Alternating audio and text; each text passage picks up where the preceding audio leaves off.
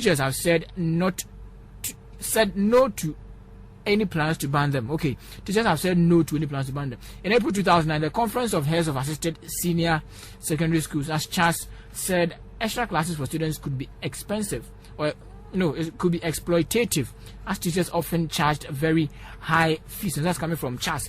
And nevertheless, it said the issue should be subjected to a national consultative discussion. It therefore supported the call by the Ghana National Association of Teachers for national conference to streamline the practice. Last year, some students in the Accra metropolis kicked against the government's decision to ban extra classes, since the measure was not in the best interest of students. So that's that about the story here. Yeah, I think this is not a new directive. As I told you, during President Kufuor's regime, this directive came that compulsory extra classes should be banned. They are not ruling out extra classes entirely, but making it compulsory. So that is why they directed that before, as a school or even as a teacher, if you want to organize extra classes, one, you have to consult your head, and through the head you call for PTA meeting, so that at the meeting it will be agreed upon, and after that you would sit down, write a letter to the education director, and there should be signatures appended by the parents, representatives, and their executives. They should append their signature to the letter that you are writing to confirm that they have approved of whatever extra classes you are organizing, being it as an individual teacher or as a school. Is that okay? And when you take it to the education office, they would also look at it and approve of it. Quite apart from that, I know that teachers are not allowed to organize compulsory extra classes in schools. So I think that has been the directive, and I don't know whether it has been changed. I think that is the system in place as we speak now, and I guess that is the right thing to do, because banning extra classes, for me, I don't support it, because it will not help at all. I have already stated my position, but I still think that if extra classes will be organized, it should be seen as the earlier example I gave, that in the other sectors, let's say workers do extra work and they are given allowances. Something should be worked out in that direction, so that if extra classes should be part of the main educational system, so that after the main classes after the main classes, teachers would organize these extra classes so that they will be paid. It will be part of their salary, but it should be in an allowance form, so that all these hula baloos, all these discrepancies would be curtailed, and we will have a better education for our children. Because if we mean to cut it out of the system, it wouldn't help at all. And for all you know, parents who have money will still get teachers for their children to teach them at home. And it will help them for the sake of time. Thank you very much. I'm sure your point has been very well made. It's 22 minutes after. That's coming from Michael Arthur with the Ghana National Association of Teachers on the campus of the Kwame Nkrumah University of Science and Technology, telling us exactly, or discussing extra classes in the schools, especially in the senior high schools, and how essential or necessary they are. It's 23 minutes after 8. You're still on your community doors on Focus 943. I've been joined in the studios by Atate Kokugwafo, and Ponsa Mensah is right here with us, and then Bismarck Osei Champion. A short, I'll go into discussion of the issue of extra classes, and then later on the rampaging, as reported in the media, of some NDC youth in the Sisala East constituency of the country. We'll go through that in a short while for you. But again, by way of information, first students are arriving here on the campus of the Kwame Nkrumah University of Science and Technology on the 13th of August 2010. Continuing students are supposed to arrive a week later on the 20th of August 2010. We'll be back in a short while.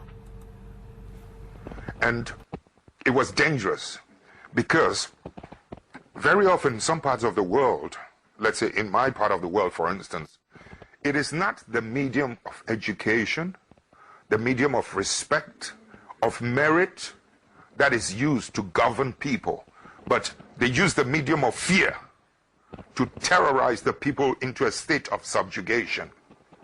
When you use fear, it degenerates into hatred, and hatred can blow up. So the country was on the verge of blowing up. And not that I disrespect the corporals and the sergeants and the lance corporals, but the point is that they were on the verge of now taking over power because the senior officers could not rescue the country. And quite frankly, had they done so, they would have butchered most of the officers because they saw the officers as part of whatever it was. So I want you to understand, we were running through dangerous times by 1979. So in moving in the first time, it was not a coup d'etat. I was trying to prevent a revolt, a mutiny, a revolution, a violent revolution. I tried to be as modest as I could to prevent it, and I ended up being arrested on the 15th of May, 1979. The very thing I was trying to prevent in 1979, a few weeks later, June 4th, 1979, from 15th May, 1979 to June 4th, the country just exploded.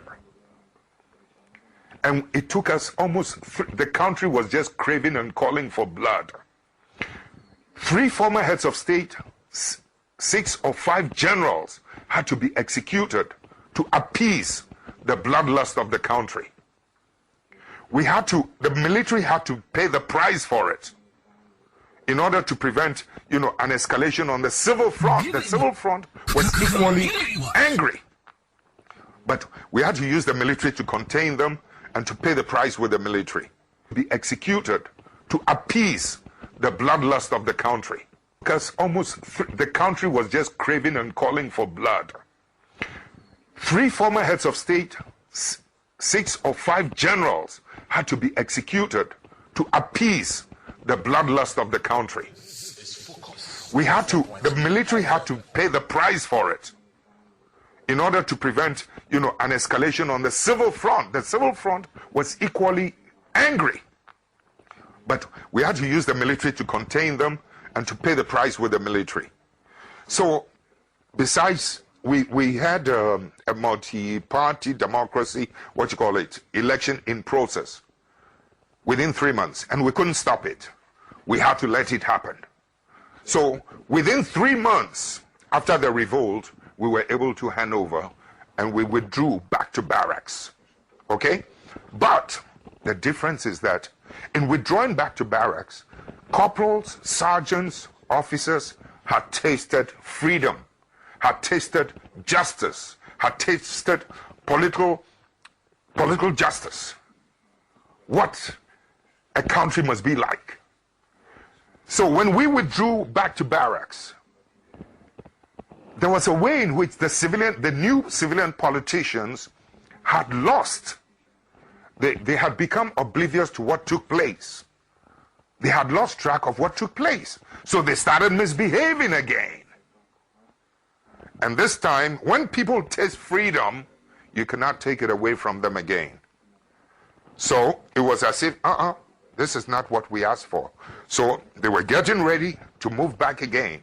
And I had the responsibility of taking that because I was seen as the hero type of thing. If I didn't, I would be indicted. If I didn't, somebody else angrier, very angry, would take it, and it would be very disastrous. And assassination attempts on me, etc., the corruption by the government, the foolishness, etc. We had no choice but to step in. Otherwise, the revolt of 79, this time, would have repeated itself in 82, and it would have been worse and uncontrollable. So I had no choice but to come in this time. So this time, you can call it a partial revolt and a partial coup in order to contain the situation. So when you're talking about democracy, please, it may mean one thing to you here, but it means something else to some of us where I come from, my continent. I think in your country, look, let me just cite one little example. When we had to go into multi-party democracy, and I was invited to come and give a talk